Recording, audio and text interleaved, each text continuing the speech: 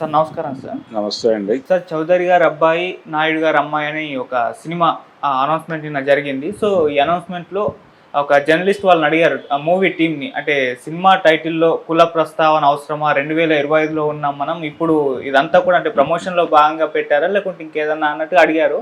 అప్పుడు ఆ ప్రొడ్యూసర్ ఆయన ధోరణిలో చెప్పారు. ఆయన సమాధానం అంటే అక్కడ పొలిటిక్స్‌లో 2 కులాలు కలిసి కూడా పోటీ చేస్తాయి కదా అన్నట్టుగా. సో ఇప్పుడు ఈ కుల ప్రస్తావన టైటిల్లో అవసరం అంటారా? మీ ఒపీనియన్‌లో ఏంటి సార్ సంబంధించి? తెలుగుదేశం జనసేన కలిసి పనిచేసినాయి కాబట్టి జనసేన అమ్మాయి తెలుగుదేశం అబ్బాయి అన్న కాంటెక్స్ట్లో చెప్పాడు ఆయన. అవును. అంటే తెలుగుదేశం అనేది కమ్మ పార్టీ గాను, జనసేన అనేది కాపు పార్టీ గాను డిసైడ్ చేసి మాట్లాడిన మాట. కానీ నిజానికి అక్కడ కాపులు ఉన్నారు, ఇక్కడ కమ్మలు ఉన్నారు.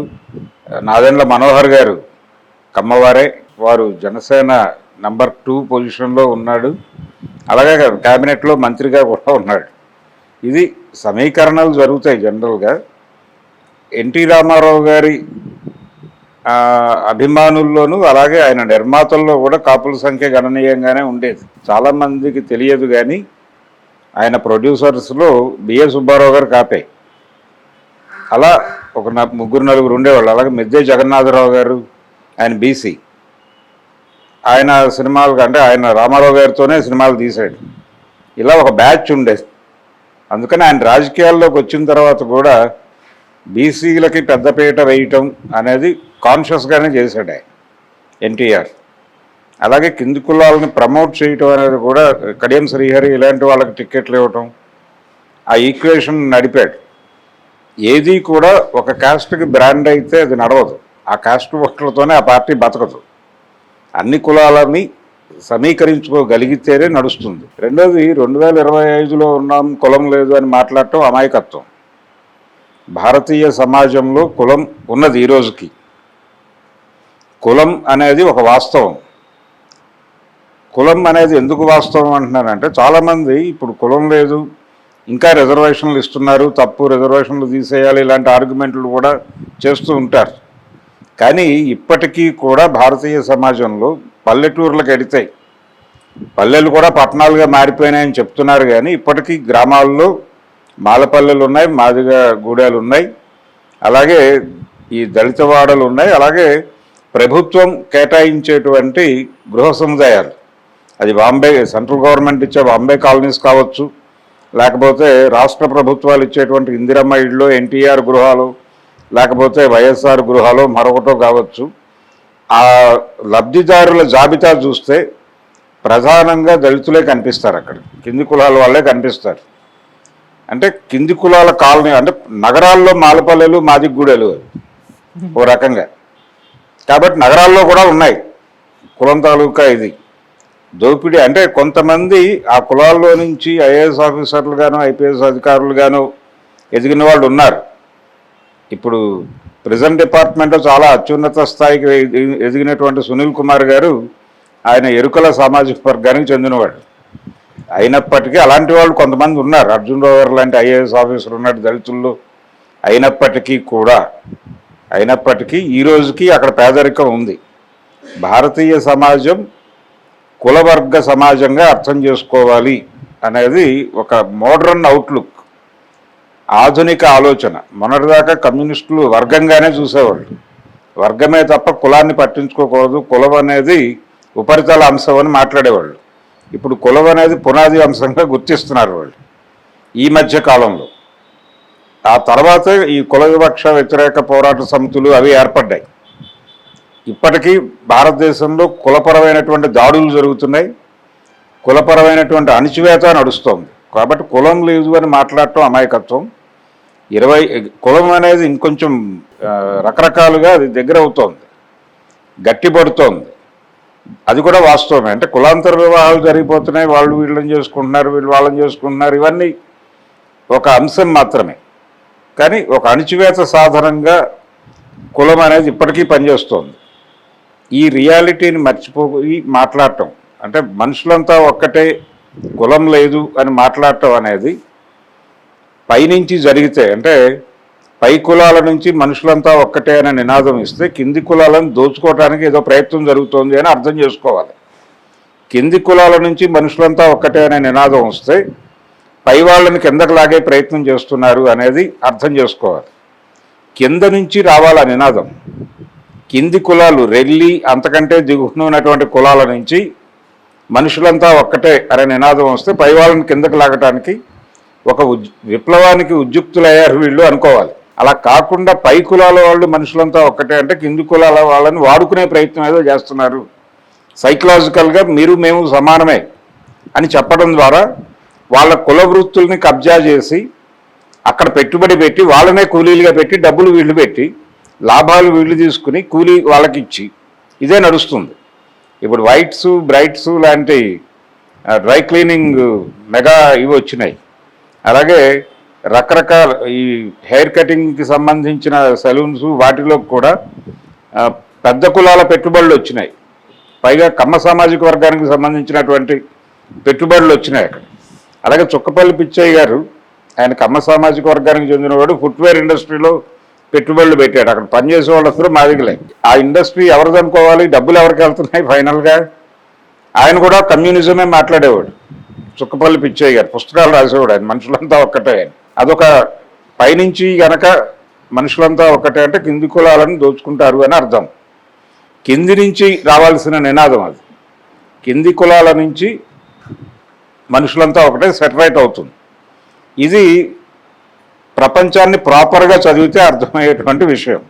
కానీ అక్కడ సినిమా టైటిల్కి సంబంధించిన వ్యవహారం అది. అక్కడికి వెళ్ళినటువంటి జర్నలిస్టులు ప్రోగ్రెసివ్ ఐడియాలజీతో మాట్లాడుతున్నామనే భ్రమలో ఇంకా కులం ఏమిటండి అని అమాయకంగా మాట్లాడారు. కానీ కులం కలదు అనే ఒక రియాలిటీ వాళ్ళు ఒకసారి రోడ్డు మీదకి వెళ్తే, లేదు వాళ్ళ జీవితాల్లోకి వాళ్ళు ఒక్కసారి ట్రావెల్ అయితే వాళ్ళకి అర్థమైపోతుంది కులం అనేది ఉందా లేదా అనేది. అలాగే సినిమా టైటిల్స్లో కుల ప్రస్తావన చేయటం అనేది కొత్త ఏం కాదు. జస్టిస్ చౌదరి అని రాఘవేంద్రరావు గారు సినిమా తీశాడు రామారావు గారిని పెట్టి. ఎందుకు తీశాడు ఆ సినిమా, ఎందుకు చౌదరి అని పెట్టాడు అంటే, రాఘవేంద్రరావు గారు కోవెలమూడి అనేటువంటి ఇంటి పేరుకు చెందినటువంటి కమ్మ సామాజిక వర్గానికి చెందినటువంటి వ్యక్తి. రామారావు గారు ఎవరో అందరికీ తెలుసు, అందుకని చౌదరి అనేది నడిచింది అక్కడ. ఆ సినిమా వచ్చిన కొత్తలో నాయుడు గారి అబ్బాయి అని ఇంకో సినిమా వచ్చింది. నాయుడు గారి అబ్బాయి, దాసరి గారి డైరెక్టర్.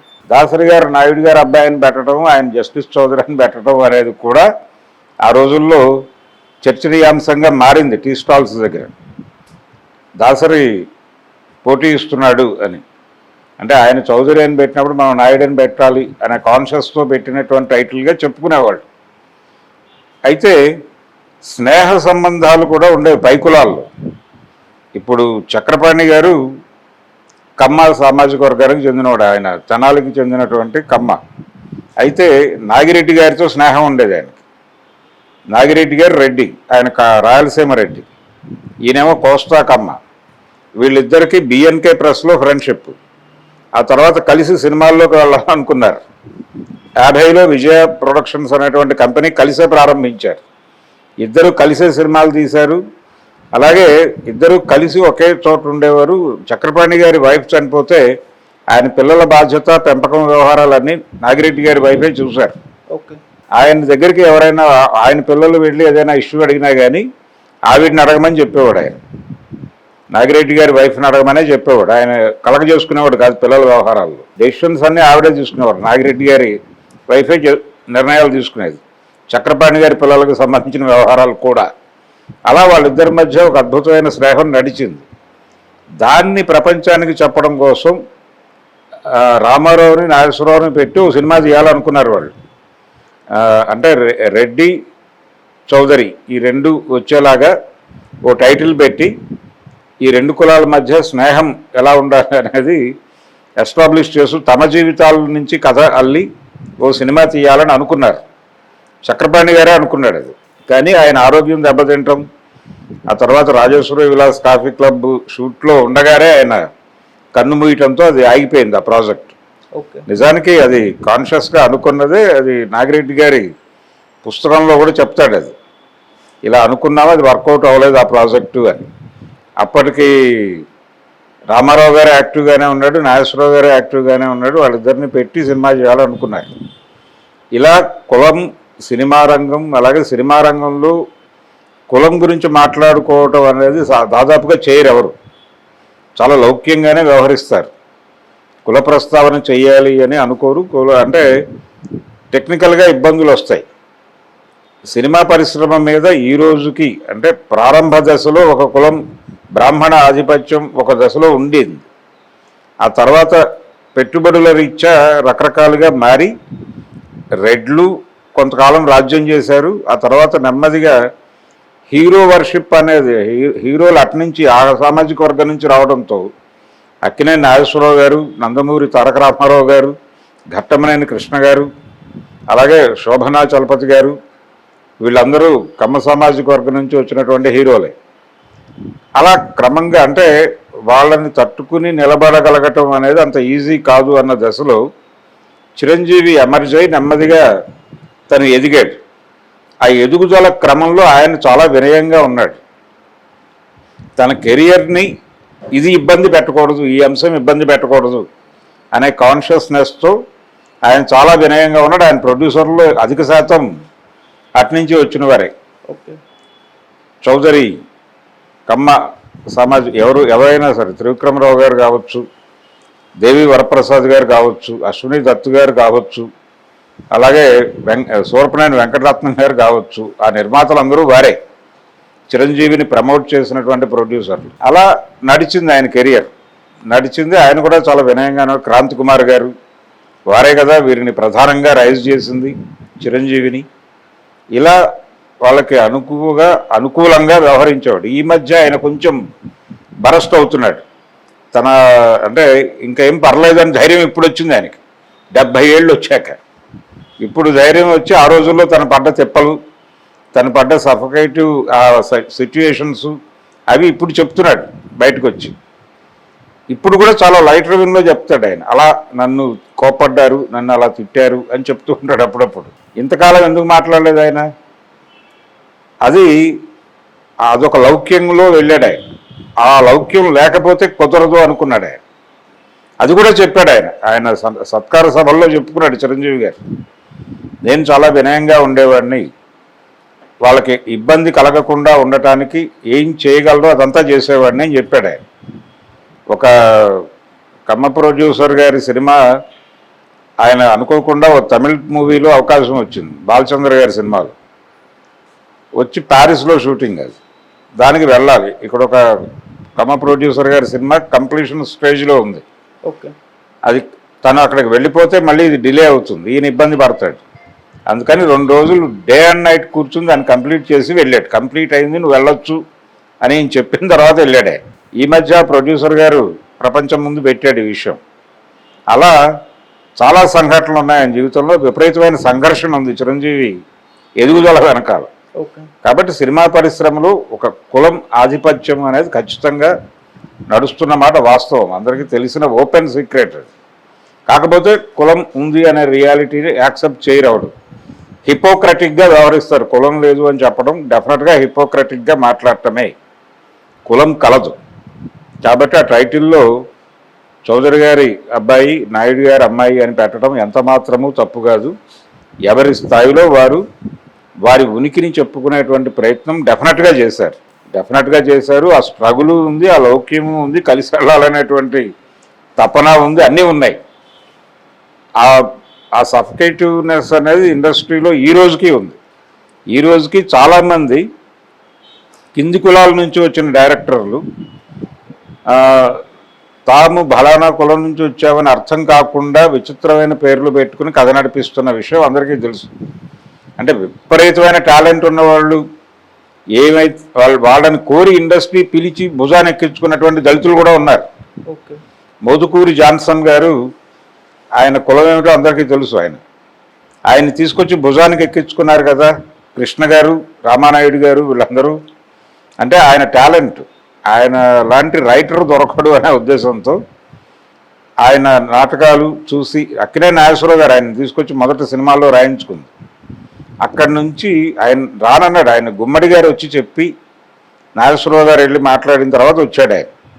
వచ్చిన తర్వాత కృష్ణ గారు, రామానాయుడు వీళ్ళందరూ ఆయనతో ఆయన ఎప్పుడు టైం ఇస్తే అప్పుడు కూర్చుని రాయించుకున్నారు. ఆయన అలా నడిపాడు. అలాంటి వాళ్ళు కొంతమంది కనిపిస్తారు. అంత మాత్రం చేత కులం లేదు అనుకోలేం. ఆయన ఎక్స్ట్రీమ్లీ టాలెంటెడ్ కాబట్టి ఆయన గత్యంతరం లేదు. మానవుడు దానవుడు ఇలాంటి కథలు ఆయనే సృష్టికర్త కాబట్టి అనివార్యంగా ఆయన వెనకాల ఇండస్ట్రీ తిరిగింది ఆ రోజున. అంత మాత్రం చేత ఇండస్ట్రీలో దళితులు విపరీతంగా ఉద్ధరింపబడ్డారు అని కాదు. ఆయనలో ఆ జ్ఞానం ఉంది కాబట్టి ఆయన వెనకాల దాన్ని క్యాప్చర్ చేసి దాన్ని సొమ్ము చేసుకున్నారు వీళ్ళందరూ. ఆయన జ్ఞానాన్ని సొమ్ము చేసుకున్నారు. ఫైనల్గా ఆయన మరణించిన తర్వాత అంటే కృష్ణ గారు ఆయనకి ఎప్పటికీ లాయల్గానే ఉన్నాడు. ఆయన చనిపోయిన చాలా కాలం తర్వాత కూడా ఎక్కడో ఆయన ప్రస్తావన వస్తే ఈయన చాలా హంబుల్గాను చాలా వినయంగాను రియాక్ట్ అయినటువంటి సందర్భం